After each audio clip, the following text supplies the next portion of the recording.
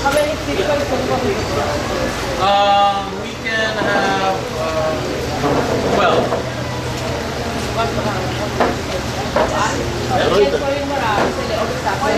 How far? It's around 20 people. So, we'll have a vehicle for us to bring you there.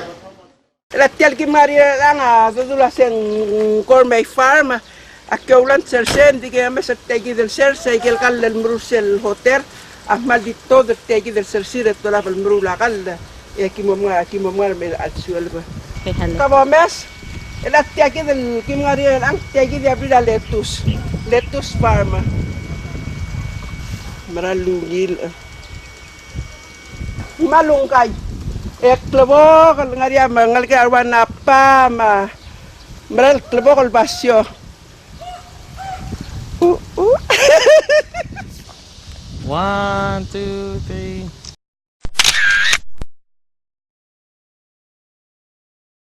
An estate of 10.5 hectares. So what we grow here is lettuces. We have romaine, arugula, and green ice. And we also have herbs like rosemary, thyme, basil, sage. So we are actually the biggest organic farm in Luzon. When we say organic, this is all hand planted by farm hands.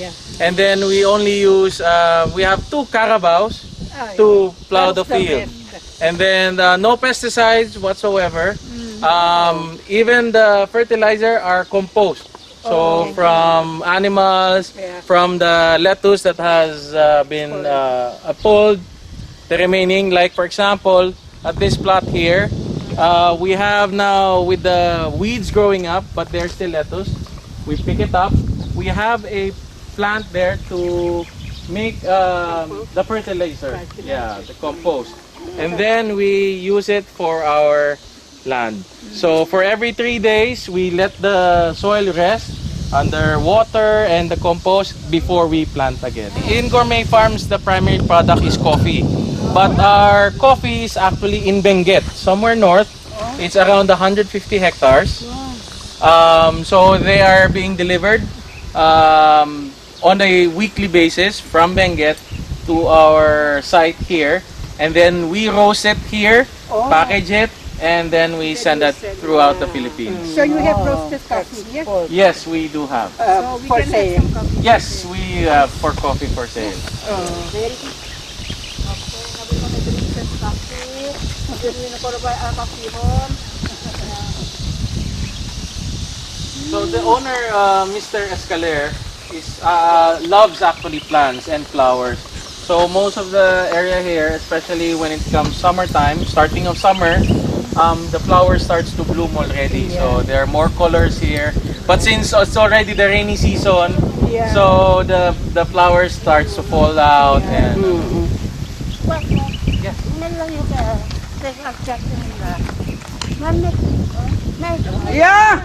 ali kukwaral na ko mo alalak naman.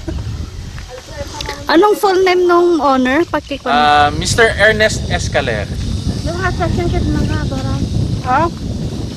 And how many hectares is used for the agricultural? It's approximately around 8 hectares of the total land area is used for plantation. Yang kumpul ka mo rin siya nga may siya.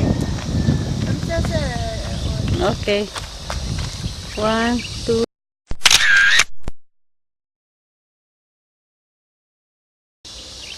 Thank you, Amelta. So this is actually a small church that we have. This is actually a privately owned church, so it's not a parish. But it's a small one. It can handle around 30 people only. And different denominations can use it. Normally Catholics would use it for weddings. Sometimes we have a retreat for spiritual enlightenment. We have rooms there as well. And then they would have seminars as well, and then they would have a mass after. Momeset nga baste. Elay ka kita leto sa nga tiang ay kayam lamo moklong. Elay nga time sa bedel harvest. Malungi lap ela lo sel do mes ngariam ke karen mon mutra lamo sa edel harvest. Malungi la urel tial serse. O masetir kang malungi tial basyo matangari ka mal korang ngul elu klebo kala kamo mesetir area. Dual mayasa, dual mapung na dulu lakat-lakat. Mangaria kapuy.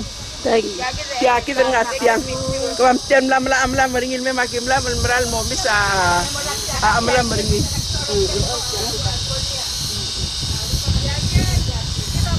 Ayus engkau kita serin dalam lam kapuy emelda. Kaya kita kapoy ra, Huriping al blok ichil kapoy. Yung metaran melam aringi. Okay, kamla try. Ako siya singragaw. Nila akhirnya diwak med babul belaw. Ya may tubol. Nila akhirnya. Better than Diaz Kaboy. No. Diaz Kaboy amal. Jakalungin bagel kapal kapoy ratiyat magban bitaw ratiyat limlem la kapoy almasin med oles. Ama supplement sa alpingis to Palau. Okay? Paste. Basta isa. Rangan mal ko email na so la putyal mo bela nga mo ko ringin mo bli. Thank you. Email na. Ay, basta. Ay, tang malungi la Kaboy. Jangan tinggal aja kal. Ya kay lagi ng karapo. Ay gamin ba ako nakapastel ko ako. Kami saptel ka po. Baka mainit. Babay ko pa malan mo na dito ko aklo ko la. Hindi ako kasi pasten sa mablik. Okay, go. Kapong. Anta Kermi, you stand there. Man.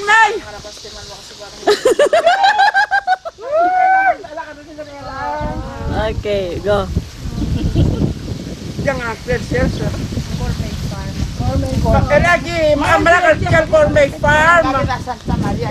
Lagi mo tikal bepir ka mengarsay aktualan sersay.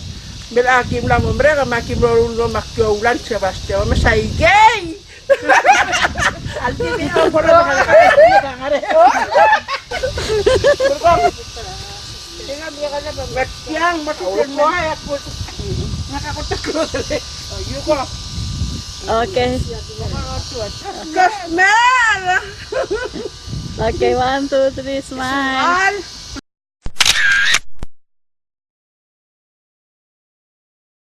Okay. Okay, thank you, Amanda.